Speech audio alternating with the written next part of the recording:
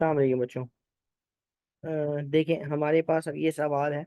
इस सवाल में हमें जो है चीज़ों को सॉलिबिलिटी प्रोडक्ट के हवाले से डिस्कस करना है। और ये काम हम किस तरह से सॉल्व करते हैं, तो सबसे पहले हम ज़रा एक सवाल देखते हैं। सवाल ये है कि कैल्शियम ऑक्सीलेट हमारे पास एक कंपाउंड है, सॉल्ट है।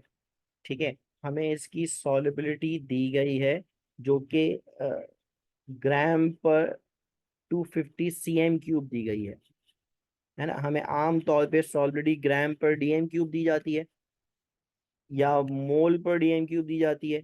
लेकिन ये हमारे पास पहली बार सवाल ऐसा दिया गया है जिसमें हमें सॉलिबिलिटी इन ग्राम पर सर्टेन CM³ या 250 cm³ में दी गई है।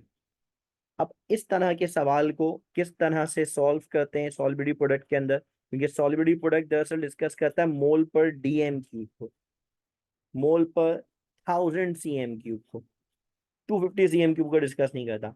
इसलिए बड़ा ज़रूरी होगा कि हम इस पूरे पार्ट में सबसे पहले सॉलिबिलिटी को in terms of volume 1000 cm³ या DM³ में कन्वर्ट कर दें। उसके बाद हम आगे जाएं। और आगे जाएं तो फिर हमें क्या करना है, हमें सॉलिबिलिटी प्रोडक्ट यानी KSP की वैल्यू मालूम करनी है। तो माने हमें यहाँ पे समहाउ सॉलिबिलिटी इन ग्राम पर DM³ वाला हिस्सा दिया गया है। DM³ एग्जैक्टली नहीं है लेकिन वो वाला हिस्सा दिया गया है। तो हमें क्या करना होगा, हमें इससे पहले इसे सॉलिबिलिटी इन मोल पर DM³ में कन्वर्ट करना होगा और फिर सॉलिबिलिटी प्रोडक्ट की तरफ जाएंगे। लेकिन अगेन इक्वेशन सबसे पहले हमें मालूम होनी चाहिए इसकी। फॉर्चुनेटली हमें इस सवाल के अंदर ऑलरेडी इक्वेशन आयोनाइज करके दी गई है। कैल्शियम ऑक्सीलेट एक सॉल्ट होता है। जब इसे आयोनाइज करेंगे तो ये एक कैल्शियम आयन देगा और एक ऑक्सीलेट आयन देगा। अच्छा, इसमें एक बात बहुत अच्छी तरह से जहन में रखिएगा कि ये जो ऑक्सीलेट आयन है C2O4-2, ये मॉलिक्यूलर आयन है ना। ये मॉलिक्यूलर आयन्स जो होते हैं ये फर्दर आयोनाइज नहीं होते। यानी आप समझें कि ये जो C2O4-2 है तो इसमें 2 कार्बन अलग कर दें, 4 ऑक्सीजन अलग कर दें, ऐसा नहीं होता। ठीक है, ये मॉलिक्यूलर आयन है, ये आयोनाइज फर्दर नहीं होते। जैसे सल्फेट है, जैसे नाइट्रेट है, जैसे क्रोमेट है, जैसे फॉस्फेट है, जैसे हाइड्रोक्साइड है, ये मॉलिक्यूलर आयन्स कहलाते हैं। ये आयोनाइज नहीं होते।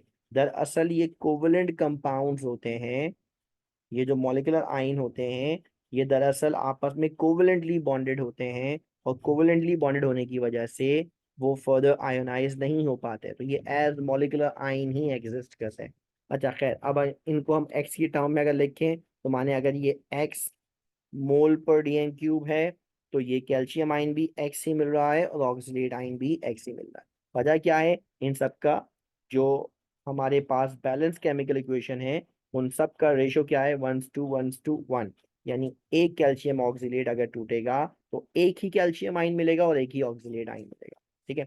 अच्छा, अब इस बिहाफ पे अगर हम इसके KSP का एक्सप्रेशन लिखें तो इसका KSP एक्सप्रेशन क्या बनेगा, concentration of calcium ion power 1 into concentration of oxalate ion power 1। ठीक है ना, जो मोल्स होते हैं वो पावर बन जाते हैं। अच्छा, फिर हमें क्या करना है, इसका इसका हमें जर्नल KSP फॉर्मूला लिखना है। तो हम क्या कहेंगे, कैल्शियम आयन की कंसंट्रेशन किसके बराबर है, एक्स के पावर क्या है 1। ऑक्सीलेट आयन की कंसंट्रेशन किसके बराबर है, एक्स के पावर क्या है 1। तो अगर हम इसको सॉल्व कर लें तो ये बन जाएगा x²। ये नहीं बन जाएगा x²।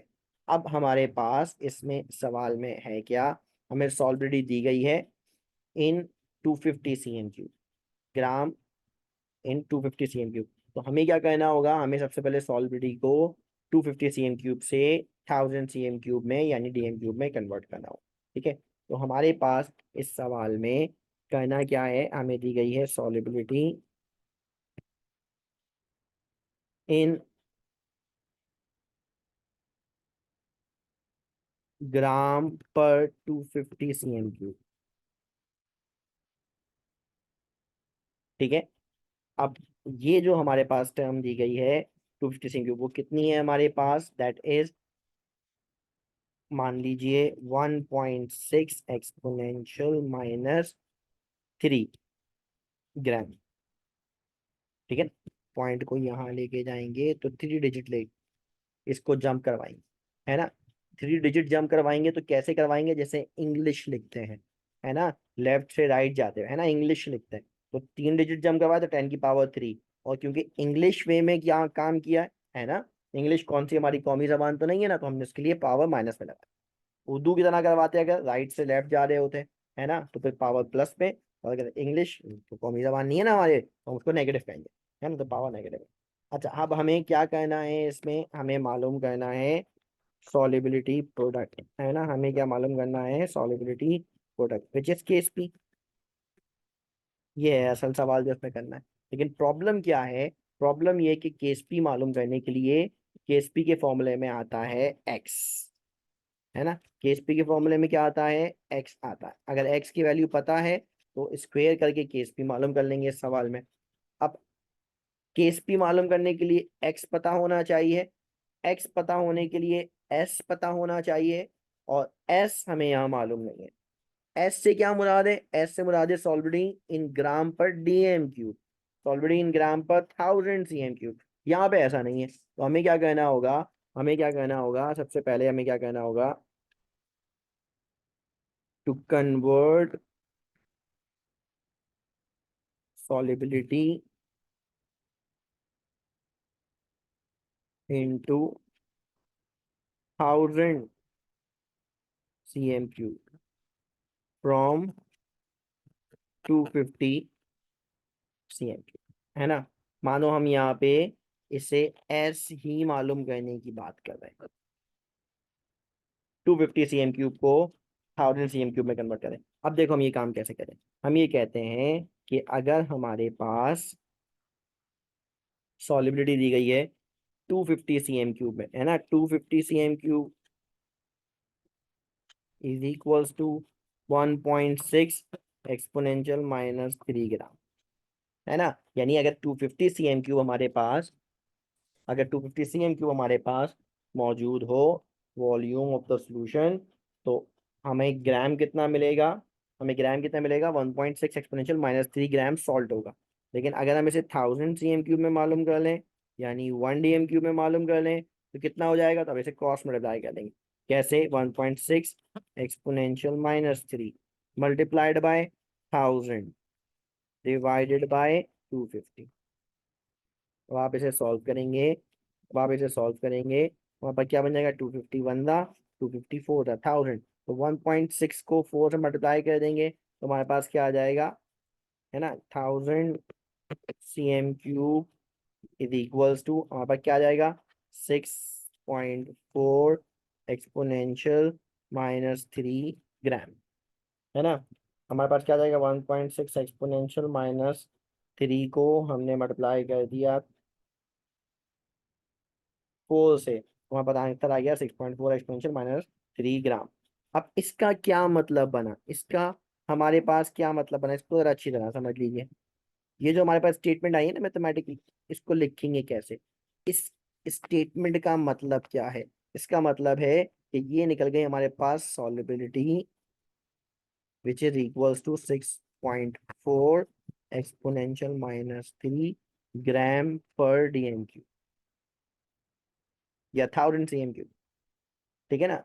इस स्टेटमेंट को लिखने का अंदाज ये, now this is your solubility in gram पर डीएम क्यूब, ठीक है ना, ग्राम पर डीएम क्यूब। अच्छा, अब अगर आपको एस की वैल्यू पता चल गई है तो अब तो कोई मसला ही नहीं है ना। इसमें असल चीज थी ही है कि आपने क्या करना था कि सर्टेन वॉल्यूम को डीएम क्यूब में कन्वर्ट करना था, वो आपने कर लिया काम। अब आपने वो काम कर लिया, तो अब क्या करेंगे, अब क्या करेंगे, इससे हम एक्स मालूम करेंगे। अब हमें क्या मालूम करना होगा, एस से एक्स मालूम कर, चलो मैं काम करता to find solubility in mole पर डीएम क्यूब, है ना। मोल पर डीएम क्यूब का मतलब होता है एक्स की वैल्यू मालूम करनी। अब ये काम कैसे करते हैं, हम बोलते हैं देखिए, एक्स बराबर होता है S divided by formula mass. अब formula mass of the calcium oxalate कितना है, ये हमने यहाँ पे नहीं निकाला था, चलो हम निकाल लेते हैं। Formula mass of calcium oxalate, that F, कितना है? एक कैल्शियम है इसके अंदर,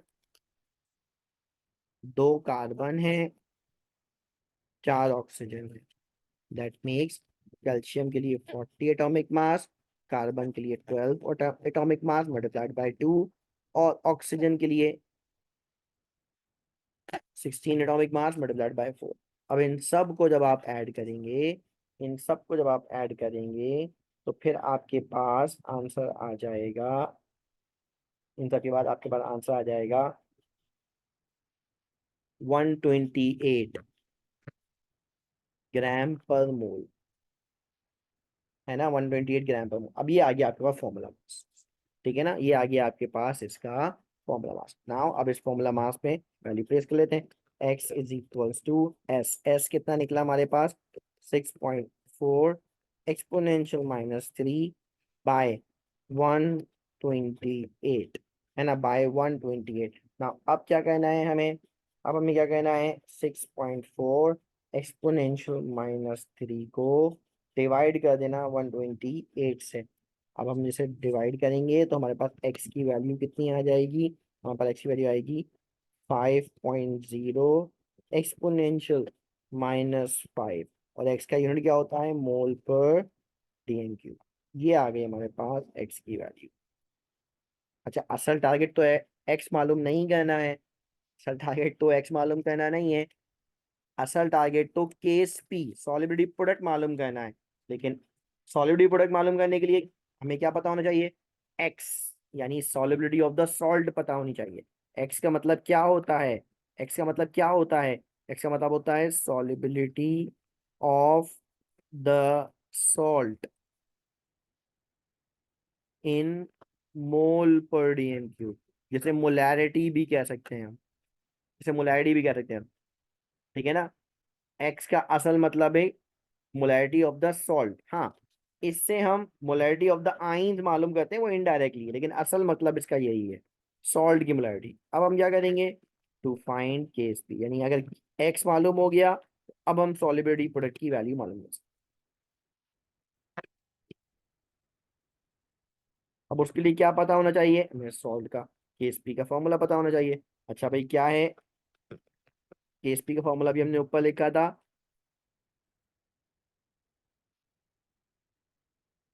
ये रहा केस पी का फॉर्मूला, ये रहा इसका जनरल फॉर्मूला, है ना, एक्स के टर्म्स में। तो चलो यही लिख देते हैं यहाँ पे हम, concentration of calcium ion power 1 into concentration of oxalate ion power 1। चलो भाई जनरल वाला भी लिख लेते हैं, तो वो क्या है? K S P is equals to X square, ठीक है ना। अब एक्स की वैल्यू तो हम डिटरमिन कर चुके हैं ना, तो चलो यहाँ पे लिख लेते हैं, एक्स की वैल्यू कितनी है? 5.0 एक्सपोनेंशियल -5 होल पावर 2, ठीक है। तो इसका अगर हम निकालेंगे स्क्वेयर, तो ये क्या हो जाएगा हमारे पास? 5 का स्क्वेयर 2.5 एक्सपोनेंशियल -9, और यूनिट क्या होगा? मोल स्क्वेयर पर dm6, मोल स्क्वेयर पर dm6, है ना, स्क्वेयर हुआ है ना। एक्स का यूनिट था मोल पर dm³, अब अगर एक्स का स्क्वेयर लेंगे आप, तो उसका मोल पर dm³ का होल स्क्वेयर हो जाएगा, दैट्स मोल स्क्वेयर पर dm6। ये हमारे पास इसका सोल्यूशन होगा, ठीक है ना, ये हमारे पास इसका सोल्यूशन होगा। केएसपी मालूम करना है तो एक्स पता होना चाहिए, एक्स के लिए एस पता होना चाहिए, एस ग्राम पर dm³ में पता होना चाहिए। तो हमने पहले क्या सीखा? हमने पहले सीखा कि किस तरह ग्राम पर सर्टन cm³ को ग्राम पर dm³ में कन्वर्ट करते हैं, फिर उस ग्राम पर dm³ को कैसे मोल पर dm³ में कन्वर्ट करते हैं, और फिर उस मोल पर dm³ की मदद से कैसे केएसपी की वैल्यू डिटरमिन करते हैं। ये हमारे पास बच्चों इसका सवाल। होप आपको समझ में आया हुई है। Thank you.